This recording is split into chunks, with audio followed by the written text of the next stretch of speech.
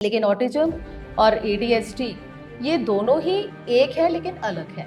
ये एक मानसिक विकार है जिसे डिसऑर्डर कहते हैं और इसके ऊपर काम करना जरूरी है। बकायदा इसको लोग क्या करते हैं, इसके ऊपर झाड़ फूक करने लग जाते हैं। इसको सोचते हैं कि ये बीमारी है, डॉक्टर को दिखाने के बजाय आप क्या करते हैं, अंधविश्वास पे ज्यादा बिलीव करने लगते हैं। ऑटिज्म और एडीएचडी के किस उम्र में सिम्टम्स देखने को मिल बहुत सकते ऑटिज्म के जो मोस्टली सिम्टम्स देखे जाते हैं, इसको हम एस से जस्टिफाई करते हैं। एस मतलब आपका जो सोशल कनेक्शन है वो डिटैच हो जाता है। छोटा बच्चा होता है, वो अपने आप को ना आइसोलेट करने लगता है। उसकी कम्युनिकेशन, स्पीच प्रॉब्लम आप देखेंगे बच्चे के अंदर। बहुत ज्यादा स्पीच प्रॉब्लम तो नहीं कह सकते हैं क्योंकि बच्चे के अंदर ये चीजें वरी करती हैं। ऑटिज्म एएसडी का ही पार्ट है। कई लोग इसको अलग समझते हैं कि यार एएसडी अलग है, ऐसा नहीं है। ऑटिज्म वाला बच्चा ना एक ही काम को बार बार करेगा, रिपीटेड उस बिहेवियर को वो शो करेगा। एक ही काम को, मतलब अगर उसको ब्लॉक से खेलना पसंद है तो वो कंटिन्यूसली उसी में ही इंडल्ज रहे।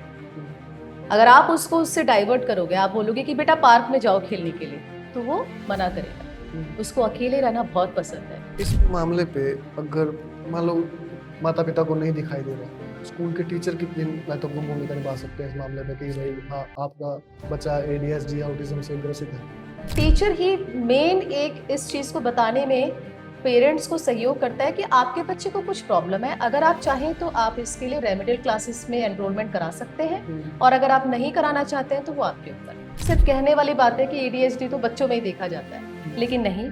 मैं बताना चाहूंगी कि एडीएचडी बच्चों में नहीं, एडल्ट में भी देखा जाता है। ऑटिज्म और एडीएचडी एक साथ हो सकते हैं। आप देखेंगे कि स्पीच प्रॉब्लम होती है तो उसको हम डिफाइन कर सकते हैं कि ये ऑटिज्म के सिम्टम्स हैं। अब स्पीच प्रॉब्लम में कितना वो बोल पा रहा है, कई लोग तो बोलते हैं भाई 2 साल का बच्चा अगर नहीं बोल पा रहा, फिर भी लोग लाइटली लेते हैं, पेरेंट्स लाइटली लेते हैं कि नहीं 3 साल में बोल देगा। ऐसा नहीं होता। जो अगर बच्चे को स्पीच प्रॉब्लम है तो इनिशियल स्टेज में अगर इंटरवेंशन प्लान हो जाए ना, तो फिर हम उसके ऊपर काम कर सकते हैं। ये कहने वाली बातें हैं कि ये बच्चे बड़े पीछे रह जाते हैं, ये बच्चे कॉम्पिटिटिव वर्ल्ड में आगे नहीं जा सकते हैं, ऐसा नहीं है। ऑटिज्म और एडीएचडी वाले बच्चे बहुत अच्छा परफॉर्म करते हैं अगर, मैंने बोला ना, टाइमली इंटरवेंशन हो जाए। हम भारत सरकार की बात करें या हरियाणा सरकार की बात करें, ऑटिज्म और एडीएचडी इनके विषय पे ऐसा क्या कर सकती है सरकार कि भाई इनके लिए बहुत अच्छा होगा future. Community based rehabilitation model आया था, जिसमें क्या करते हैं, कम्युनिटी के साथ साथ, मतलब समाज की सभी कम्युनिटी, अगर गांव है तो गांव के हर एक सदस्य को उस बच्चे को अलग नजर से नहीं देखना, उस बच्चे को सपोर्ट देना है। उसके माता पिता को ये नहीं बोलना कि भाई तुम्हें तो एक श्रापित बच्चा मिला है, तुम्हारे कुछ ऐसे पाप कर्म रहे होंगे जो तुम्हारे घर में ये संतान पैदा होगी, ऐसा बोला जाता है। नमस्कार दोस्तों, आप देख रहे हैं हरियाणा इनसाइट। मैं हूं अमित दलाल। आज हम एक ऐसे विषय पर बात करने जा रहे हैं जिस विषय पर लोगों के पास जितनी जानकारी है उतनी ही कम है, ऑटिज्म और एडीएचडी। अक्सर लोग इसे शरारत, जिद या खराब परवरिश से जोड़कर देखते हैं, जबकि एक न्यूरो डेवलपमेंट डिसऑर्डर है। आज इसी विषय पर बात करने के लिए हमारे साथ साइकोलॉजिस्ट पूनम शर्मा जी हैं। पूनम शर्मा जी, आपका हरियाणा इनसाइट में thank you Amit, thank you so much, thank you Haryana insight channel के लिए बहुत बहुत शुभकामनाएं मैं देना चाहती हूँ। आप लोगों ने मुझे इनवाइट किया और बहुत ही अच्छा टॉपिक आपने चुना है अपने हरियाणा के विस्तार के लिए। देखिए, कहते हैं कि अवेयरनेस जितनी होनी चाहिए उतनी जरूरी है। तो मैं इतना ही कहूंगी कि आपने बहुत ही अच्छे टॉपिक को चुना है, क्योंकि आजकल इस टॉपिक को चुनना और इसके बारे में बात करना बहुत जरूरी है। एडीएचडी और ऑटिज्म के बारे में बहुत से लोग, बहुत से पेरेंट्स बात ही नहीं करते हैं। न्यूरो डेवलपमेंट है ऑटिज्म, एडीएचडी या फिर एक बीमारी है, क्या बहुत है? अच्छा क्वेश्चन पूछा है आपने अमित, बहुत अच्छा क्वेश्चन पूछा है, क्योंकि अभी तक ना पेरेंट्स को इस बारे में जिज्ञासा ही नहीं है और पता ही नहीं है। क्योंकि बहुत से लोग इसको क्या करते हैं, एक बीमारी समझ लेते हैं, एडीएचडी को, ऑटिज्म को बीमारी समझ लेते हैं, जो कि नहीं है। मैं आज आपको बताना चाहती हूँ कि ऑटिज्म और एडीएचडी दोनों ही डिसऑर्डर है, बीमारी नहीं है। क्योंकि आमतौर पर बीमारी क्या होती है, जैसे शुगर हो गया, जैसे डेंगू हो गया, मलेरिया हो गया, जिसका हम ट्रीटमेंट कर सकते हैं, वो होती है बीमारी, एक डिसीज होती है।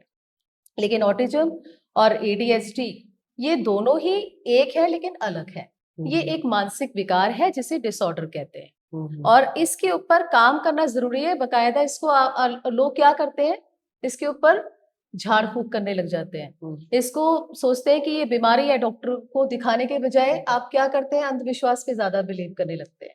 तो मैं यही कहूंगी कि ऑटिज्म और एडीएचडी एक न्यूरो डेवलपमेंटल डिसऑर्डर है। तो इसको एक विकार की तरीके से लीजिए कि मस्तिष्क का एक पार्ट या हमारे बॉडी का एक पार्ट है जो अलग तरीके से काम करता है, सामान्य तरीके से काम नहीं करता है। और कोई प्रश्न है अभी? मैम, आपने अभी अंधविश्वास का जिक्र किया, क्या आपने भी आज तक कोई ऐसा केस देखा है जो अंधविश्वास से जोड़कर देखा गया उससे? मैं अपना पर्सनल केस बताना चाहूंगी। मेरा एक केस था, स्पेशल चाइल्ड से रिलेटेड था, जिसमें मैंने जब उस केस को ऑब्जर्व किया तो मैंने देखा कि वो बच्चा ना अपने हाथ में ना जैसे काले रंग का धागा ये बांधा हुआ था, अपने बाजू में बांधा हुआ था उसने, और टीका लगाया हुआ था और गले में भी बांधा हुआ था। तो मैंने उसके पेरेंट्स से प्रश्न किया कि ये आपने क्यों बांधा हुआ है? तो पेरेंट्स ने बोला कि नहीं नहीं ऐसा नहीं है, बस किसी ने बोला था तो हमने इसका करा दिया है, जो कराना था झाड़ फूक करा दिया है। तो मैंने बोला आपको क्या इससे कोई रिजल्ट मिला? तो उन्होंने बोला कोई रिजल्ट नहीं मिला, लेकिन एक विश्वास है, एक आस्था है। देखिए, पेरेंट्स का एक विश्वास होना, एक आस्था होना बहुत जरूरी है, क्योंकि अगर आप किसी भी डॉक्टर को या फिर अपने गली में जो भी आपका नॉर्मल फिजिशियन होता है हम उसको दिखाते हैं, 100 रुपए की दवाई में हम ठीक हो जाते हैं जी। लेकिन ऐसे ही हम किसी प्राइवेट क्लिनिक, नर्सिंग होम में जाते हैं, 5-5 हजार रुपए देते हैं, लेकिन हमारे शरीर में कोई हमें इंप्रूवमेंट नहीं दिखता। तो वहीं से हमारा विश्वास वहां से ब्रेक हो जाता है। तो मैं पेरेंट्स की रिस्पेक्ट करती हूँ कि अगर उनको एक आस्था है वो किसी भी कार्य को कराएं, कोई दिक्कत नहीं है। लेकिन बच्चे के अंदर अगर उस समाधान से कोई सोल्यूशन नहीं मिल रहा तो वो जरूर मेडिकल इलाज के लिए भी आगे बढ़े, जिसकी जागरूकता होना जरूरी है।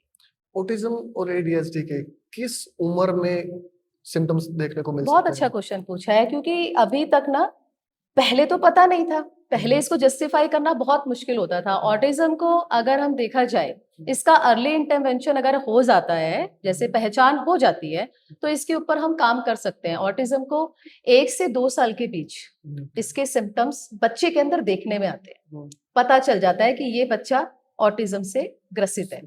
और ऑटिज्म के जितने भी सिम्टम्स होते हैं वो वरी करते हैं एडीएचडी से, क्योंकि एडीएचडी के बच्चे के जो सिम्टम्स होते हैं वो 4 से 5 साल की उम्र में देखने को मिलते हैं, जब बच्चा स्कूल जाने लगता है। इनके सिम्टम्स बिल्कुल विपरीत होते हैं, लेकिन कभी कभी समान रूप से मिलते हैं। जैसे अगर बच्चे को एडीएचडी है तो उसको ऑटिज्म भी हो सकता है।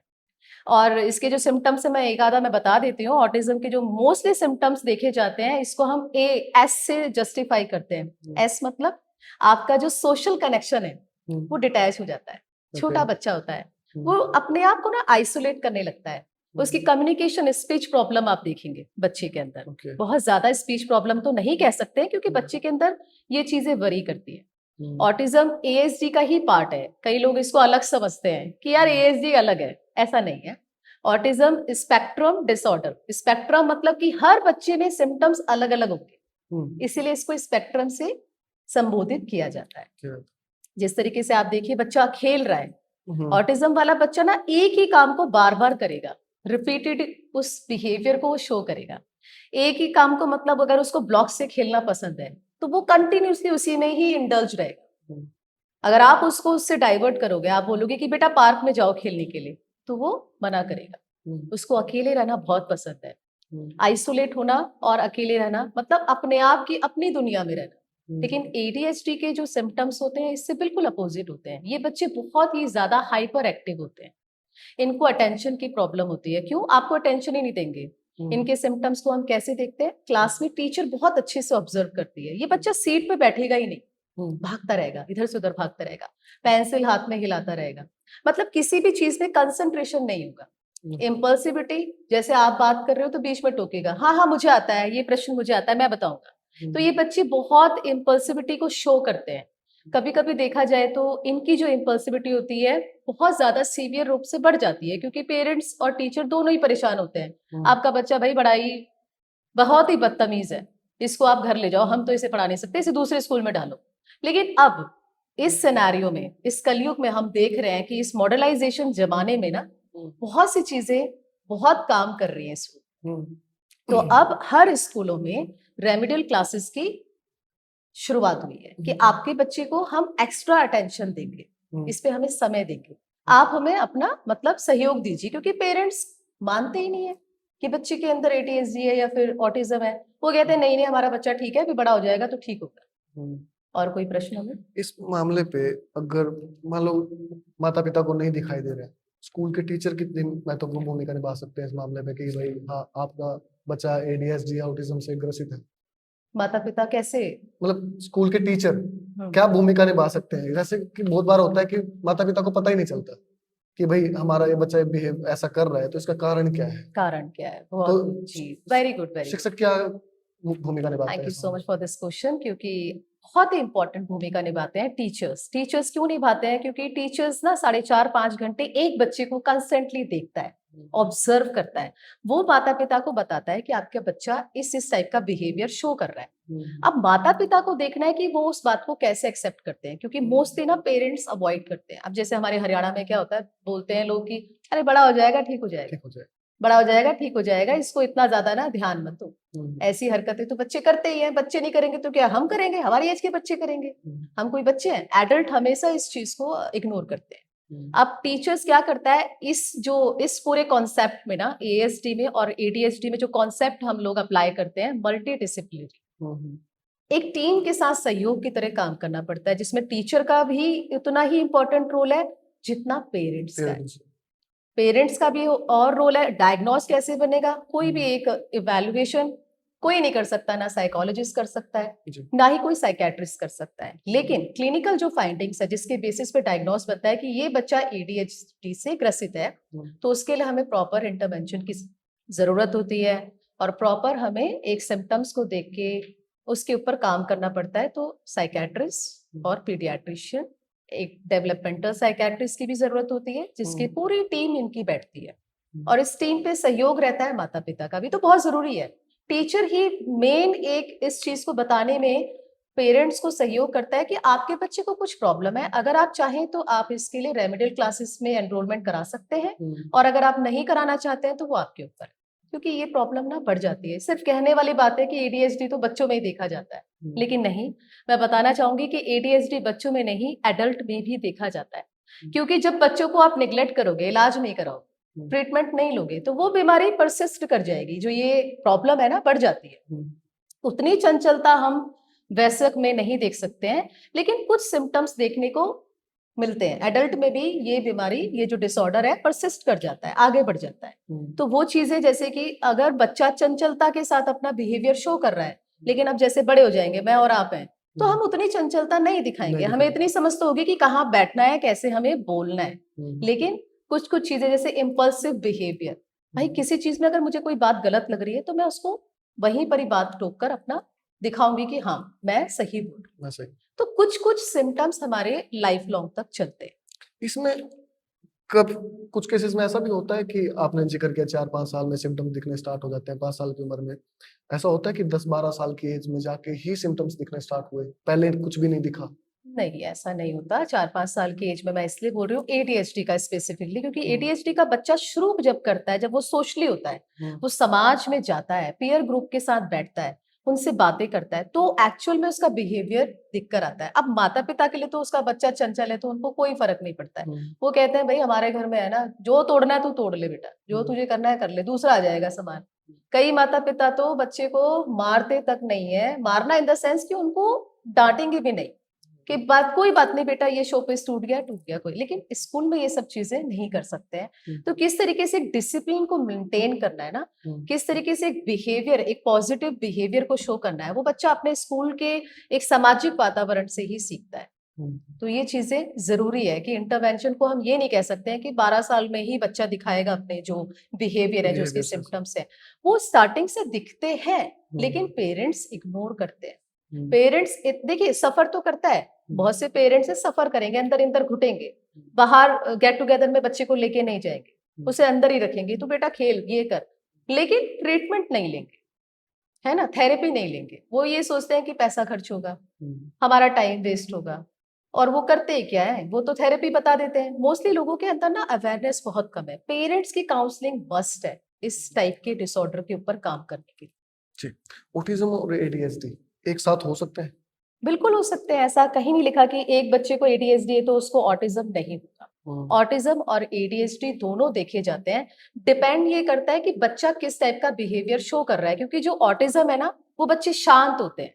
वो बच्चा इतना शांत होगा कि आप उसको कह नहीं सकते कि इसके अंदर एडीएचडी हो भी सकता है, लेकिन एडीएचडी वाला बच्चा आपको बहुत चंचल मिलेगा, बहुत ज्यादा हाइपर एक्टिव मिलेगा। उसके क्या बिहेवियर होंगे, जैसे कभी कभी स्पीच प्रॉब्लम होती है इन बच्चों में, एडीएचडी के बच्चों में आप देखेंगे कि स्पीच प्रॉब्लम होती है, तो उसको हम डिफाइन कर सकते हैं कि ये ऑटिज्म के सिम्टम्स हैं। अब स्पीच प्रॉब्लम में कितना वो बोल पा रहा है, कई लोग तो बोलते हैं भाई 2 साल का बच्चा अगर नहीं बोल पा रहा, फिर भी लोग लाइटली लेते हैं, पेरेंट्स लाइटली लेते हैं कि नहीं 3 साल में बोल देगा। ऐसा नहीं होता। जो अगर बच्चे को स्पीच प्रॉब्लम है तो इनिशियल स्टेज में अगर इंटरवेंशन प्लान हो जाए ना, तो फिर हम उसके ऊपर काम कर सकते हैं।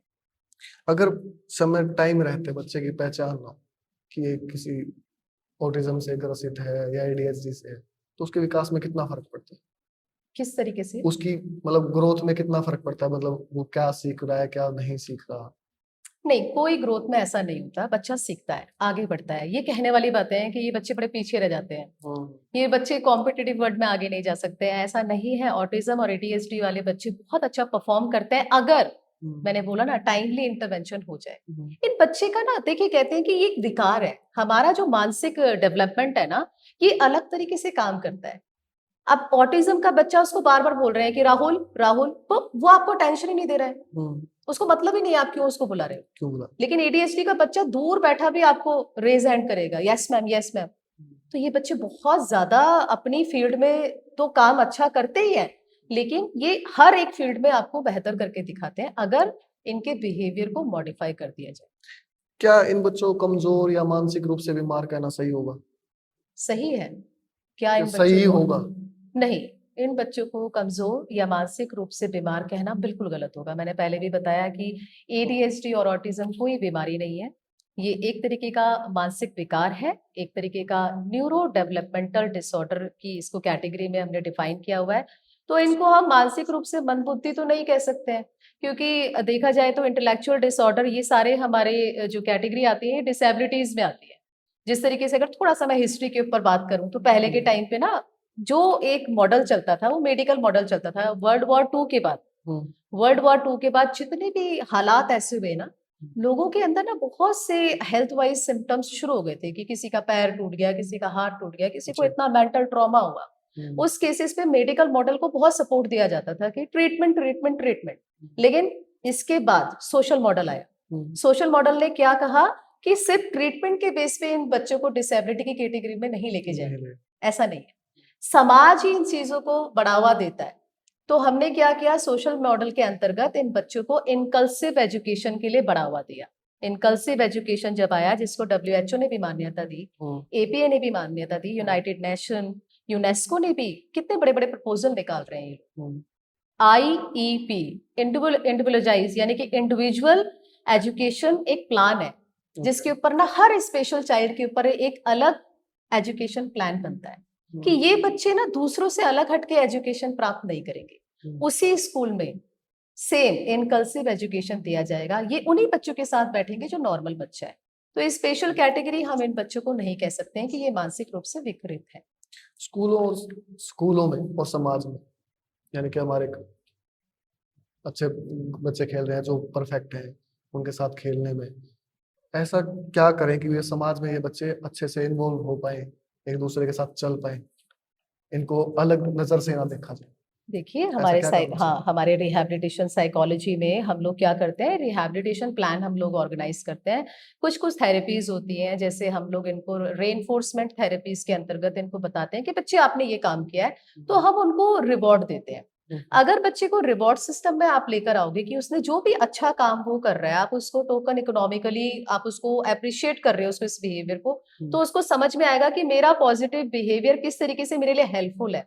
और जब मैं नेगेटिव बिहेवियर करता हूँ तो क्यों मुझसे लोग डिटैच होते हैं, क्यों मेरे कोई दोस्त नहीं बनते हैं, क्यों मेरे मम्मी पापा दिन रात मेरे ऊपर चिल्लाते रहते हैं कि तू इतना क्यों बोलता है, तू इतना क्यों भागता है। तो वो चीज है कि बच्चे का बिहेवियर मॉडिफाई हमें करना पड़ेगा, और वो तभी हो सकता है मल्टी डिसिप्लिनरी टीम के अंदर।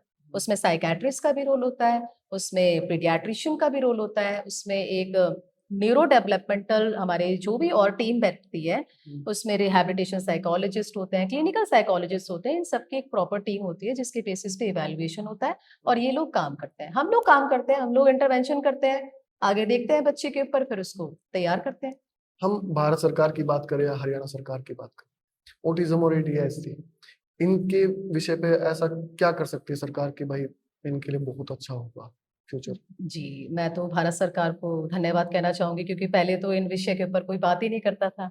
आजकल सरकार ने इतना अच्छा मतलब अपॉर्चुनिटीज दी है, सभी के स्कूलों में आप देखेंगे स्पेशल एजुकेटर प्रोवाइड करे जा रहे हैं, है ना। स्पेशल एजुकेशन के लिए आप देखेंगे अब स्कूल बन रहे हैं, जितने थे कमी पड़ रही है, तो अब लोग टीचर को भी आप देखेंगे रिक्रूटमेंट हो रहा है, और यहाँ तक कि पेरेंट्स काउंसलिंग को भी बढ़ावा दिया जाता है।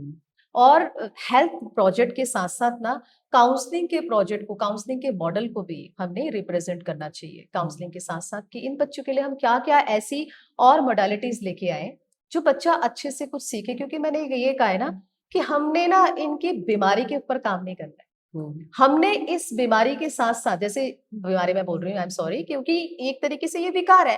अब विकार को हम ना कम कर सकते हैं ना हम इसको हटा सकते हैं, इसकी कोई दवाई नहीं। एडीएचडी के लिए तो फिर भी दवाई है कुछ कुछ केसेस में, जैसे बच्चे को एंजाइटी हो रही है, बच्चे को स्लिप प्रॉब्लम हो रही है, तो कुछ कुछ केसेस में पीडियाट्रिशियन और साइकेट्रिस्ट इनको मेडिसिन देते हैं, न्यूट्रिशंस देते हैं। लेकिन ऑटिज्म की कोई दवाई नहीं, कोई दवाई नहीं, क्योंकि ऑटिज्म भी अगर ऐसा बच्चा शो कर रहा है कि उसको एंजाइटी के सिम्टम्स हो रहे हैं, वो बच्चा लग रहा है कि हाँ ये सो नहीं पा रहा है, तो उस केसेस में उसको भी हम कुछ मेडिसिन दे सकते हैं। लेकिन इनका कोई एक स्पेसिफिकली ट्रीटमेंट नहीं है, सिर्फ यही है कि अच्छा एक प्लान ऑर्गेनाइज करना चाहिए, वर्कशॉप सेमिनार्स ऑर्गेनाइज करने चाहिए।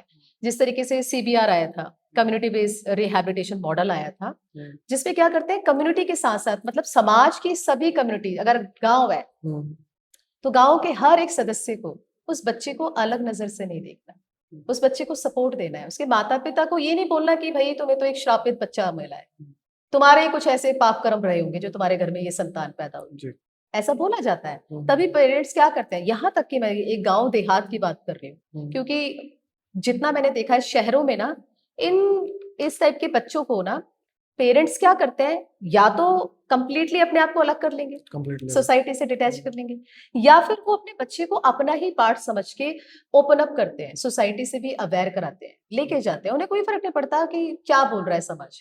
फिर भी मैं यही कहूंगी कि थोड़ा सा और मॉडल्स बनने चाहिए इसके ऊपर, और अवेयरनेस होनी चाहिए, और एजुकेशन प्लान्स इसके ऊपर काम करने चाहिए। आपको नहीं लगता कि जैसे एक नॉर्मल कैंप लगता है किसी बीमारी के लिए, तो इन चीजों के लिए भी कैंप होना चाहिए जो ग्रामीण या समाज के बीच में जाके लगे? बिल्कुल, कैंप अगर हम एक अवेयरनेस के तरीके से लगा सकते हैं, बट ऐसा नहीं, क्योंकि मैंने ये पहले मैं बार बार बता रही हूँ, अगर हम इस चीज को ना, इस डिसऑर्डर को बीमारी समझेंगे तो हम इसके ऊपर कभी काम नहीं कर पाएंगे। मैं बीमारी की बात नहीं कर रहा, एक जागरूकता के लिए कैंप, जागरूकता के लिए कैंप हो सकता है, बिल्कुल। तो सरकार को इन मामलों पे कदम उठा रही है या फिर क्या है कि अभी तक कोई कदम उठाए गए हैं किसी कैंप के लिए या फिर नहीं उठाए गए? क्योंकि देखिए समाज ही नहीं चाहता है ना, बहुत से पेरेंट्स ही नहीं चाहते हैं कि कुछ काम हो। मैंने अभी देखा है कि कभी कभी जब मैं केसेस देखती हूँ, जैसे हम लोग किसी बच्चे को, स्पेशल चाइल्ड को ऑब्जर्व करते हैं, तो हम उसके पेरेंट्स से बात करते हैं, पेरेंट्स की काउंसलिंग मस्ट होती है, तो पेरेंट्स एक्सेप्ट ही नहीं करता। पेरेंट्स बोलता है कि क्या हो गया, अगर मेरा बच्चा कुछ ड्रॉ नहीं कर पा रहा तो इसके मतलब आप ये कैसे कह सकते हो इसको डिसलेक्सिया है, ये कैसे कह सकते हो इसको कैलकुलिया है। ये सारे टाइप होते हैं जिसे हम कहते हैं ये लर्निंग डिसऑर्डर होते हैं, ये भी एक टाइप है जो न्यूरो डेवलपमेंटल में आता है। अगर हम पेरेंट्स से बात करते हैं, पेरेंट्स रेमेडियल क्लासेस के लिए एनरोलमेंट नहीं कराना चाहता, 2000 रुपए पेरेंट्स खर्च नहीं करना चाहते, वो बोलते हैं तुम लोग करते क्या हो, करना तो जब सब कुछ हमें ही है। जब हम घर पे बच्चे को देख रहे हैं, तो आपको क्या लगता है कि अगर हम एक कैंप ऑर्गेनाइज करेंगे, अवेयरनेस होना जरूरी है, लेकिन सबकी कम्युनिटी के साथ, हर कम्युनिटी के साथ। मैं तो कहती हूँ, आपने बहुत अच्छी बात बोली है कि ये कैंप लगना चाहिए हर जगह, छोटी छोटी जगह हम देख सकते हैं कि क्यों सिर्फ इस चीज को एक घर तक सीमित करा जाए, जब ये एक इनकल्सिव मॉडल है, जब इसके ऊपर मल्टी डिसिप्लिनरी पूरी टीम काम कर रही, तो कैंप ऑर्गेनाइज होना चाहिए। सरकार को आप क्या सुझाव या फिर एक अपील करना चाहेंगे? मैं एज अ मतलब बीइंग अ साइकोलॉजिस्ट मैं यही कहना चाहूंगी, सरकार से निवेदन करना चाहती हूँ कि एडीएचडी और ऑटिज्म के ऊपर और काम होना चाहिए, क्योंकि पेरेंट्स भी सपोर्ट नहीं देते हैं। पेरेंट्स अप्रिशिएट करने के बजाय उल्टा अपने बच्चों को छुपा के रखते हैं। अगर हम बच्चों से बात करते हैं, उनको बोलते हैं कि आपके बच्चे के साथ हम काम करना चाहते हैं, आप हमें अपना सहयोग दो, मोस्टली पेरेंट्स आगे बढ़ते हैं, काम करते हैं। बट वही बात है ना कि किसी किसी पेरेंट्स को अगर आप बोलते हो कि आपके बच्चे में कुछ सिम्टम्स दिख रहे हैं, तो वो आपको ही उल्टा सुनाने लग जाएगी। तो जरूरत है, सरकार से हम यही बोलेंगे कि टाइम टू टाइम आप अपने जर्नल निकालें, आप कैंप ऑर्गेनाइज कराएं, सेमिनार्स आप ऑर्गेनाइज कराएं, और स्पेशल एजुकेशन सिस्टम को आप आगे और बढ़ाइए, रिहैबिलिटेशन साइकोलॉजिस्ट को आप काम दीजिए, हमें भी आप काम दीजिए, हमें भी, मतलब मैं तो ये कहूंगी कि मैं जितना काम करना चाहती हूँ उतना हम कर नहीं पाते, क्योंकि देखा है ना, अभी मैं आपको अमित बता रही थी कि मैंने इंस्टाग्राम पे देखा एक रील बहुत वायरल हो रही थी ADHD और ऑटिज्म को लेके। अब वो पर्सनालिटी इतनी ज्यादा प्रसिद्ध है कि उसके बारे में मैं नाम नहीं बोल सकती हूँ, क्योंकि आजकल आपको पता ही है, कुछ बोलना मतलब आपका चैनल ही बंद कर देंगे, आपको ही नोटिस आ जाएगा। अब वो पूरे 110% श्योरिटी दे रही है कि ऑटिज्म और ADHD इसका कोई साइंटिफिक रीजन ही नहीं है, कोई जेनेटिकल फैक्टर नहीं है, कोई बायोलॉजिकल फैक्टर नहीं है, न्यूरो डेवलपमेंटल तो छोड़ दो, वो कह रही है इसका है आपके देवी देवता के रुष्ट होने से। आप सोचिए। अब देखो, मैं साइकोलॉजिस्ट, इसका मतलब ये नहीं कि मैं साइंस की ही बातें करूंगी, मैं धरातल पे रह के, क्योंकि मैंने बहुत से केसेस देखे, बहुत काम किया है। अभी से नहीं, मैं कम से कम 2020 से, पैंडेमिक जब स्टार्ट हुआ था, मैं तब से काउंसलिंग की फील्ड में। और मैं यही कहना चाहती हूँ कि हम लोगों को ना जरूरत है समझने की। मैं ये नहीं कह रही हूँ कि आप आस्था पे बिल्कुल ब्लाइंडली आप फेथ मत करिए, लेकिन अपने बच्चे के बिहेवियर के ऊपर भी काम करिए। अगर आपको आस्था से सोल्यूशन नहीं मिल रहा, क्योंकि मैं स्पिरिचुअल लाइन से हूँ, मैं आस्था पे बहुत विश्वास करती हूँ, धर्म भक्ति हर चीज पे मेरा बहुत फेथ है। दिख ही रहा है मुझे। हाँ तो मेरा बहुत फेथ है, क्योंकि मैं मेडिटेशन, स्पिरिचुअली, चक्रा हीलिंग, ये सब चीजें मैं बहुत कराती हूँ। कुंडली रीड है, आई एम एस्ट्रोलॉजर टू। तो मैं यही कहूंगी कि वैदिक नॉलेज अलग है, धरातल पर रह के काम करने के लिए ना हमें अपने आप को थोड़ा सा, आप लोगों का सहयोग चाहिए, पेरेंट्स का सहयोग चाहिए, सरकार का सहयोग चाहिए, है ना, आप जैसे जर्नलिस्ट का सहयोग चाहिए। आप लोग इतना काम कर रहे हैं, आपने ये मुद्दा उठाया, इस मुद्दे के ऊपर बात ही नहीं करना चाहता, तो मैं हरियाणा इनसाइट को भी थैंक यू बोलना चाहती हूँ। मैं आप लोगों को ब्लेसिंग देना चाहती हूँ कि इतना अच्छा आप काम कर रहे हो, आप और भी आगे बढ़ोगे। इन चीजों के ऊपर बात तो करो, काम करो, क्योंकि हमारे समाज को जरूरत है एक अच्छी आवाज की, एक अच्छे सहयोग की। वो तभी होता है जब आगे आके हम काम करते। मैं ये पेरेंट्स को मैं बोलती हूँ कि आप अपने बच्चे को ना, जब उसकी स्टार्टिंग से सिम्टम्स देखने लगते हो, क्योंकि इनिशियल बच्चा 1 साल से 1.5 साल के बीच में ना ऑटिज्म का बच्चा अपने सिम्टम्स प्रस्तुत कर देता है। वो अकेले रहने लग जाता है, दीवारों से बातें करने लगता है, उसको उसका दीवार दोस्त लगता है। अब किसी केसेस में इसको सिजोफ्रेनिया से डिफाइन कर देते हैं, लेकिन ऐसा नहीं है। ये ऑटिज्म का एक मेन सोर्स सिम्टम्स है कि बच्चा अगर आइसोलेट होकर वॉल को अपना दोस्त बना रहा है, ये एक मेन पॉइंट है। आप बच्चे से उसका फेवरेट टॉय छीन लो, वो आपको मारने लग जाएगा। मोस्टली बच्चा फोन पर है आजकल, फोन छीन के दिखा दो आप ऑटिज्म वाले बच्चे को, आपका सर फोड़ देंगे। पेरेंट्स को मैंने बोला आपका बच्चा आपका सर फोड़ रहा है, तब भी आप मतलब हंस रहे हो, आप उसे दोबारा फोन उठा के दे रहे हो। आपने क्यों इसको, इसके बिहेवियर को चेंज करने का प्रयास नहीं किया? कह रहे नहीं ठीक हो जाएगा, बड़ा होगा तो ठीक हो जाएगा। ये तो एक पैट डायलॉग है। तो पेरेंट्स की सहमति के साथ ही कोई स्पेशल एजुकेटर, कोई चाइल्ड साइकेट्रिस्ट या फिर कोई पीडियाट्रिशियन काम कर सकता है। आप उन माता पिताओं को या हमारे दर्शकों को क्या संदेश देना चाहेंगे जिनके बच्चे ऑटिज्म और ADHD से ग्रसित है? मैं क्या मैसेज देना चाहेंगे? मैं उनको यही मैसेज देना चाहती हूँ पेरेंट्स को कि देखिए, सहयोग कीजिए, अपने बच्चे को अलग मत समझिए, उसको डांटने के बजाय आप उसके सिम्टम्स के ऊपर काम कीजिए। बिहेवियर मॉडिफिकेशन थेरेपी में आप अपने बच्चे को एनरोलमेंट कराइए, कोई ज्यादा फीस नहीं होती है। अगर आपको लगता है कि कोई फीस होती है, आप 1 टाइम कंसल्टेशन लीजिए, आपको वो थेरेपीज घर पे भी बताई जाती हैं।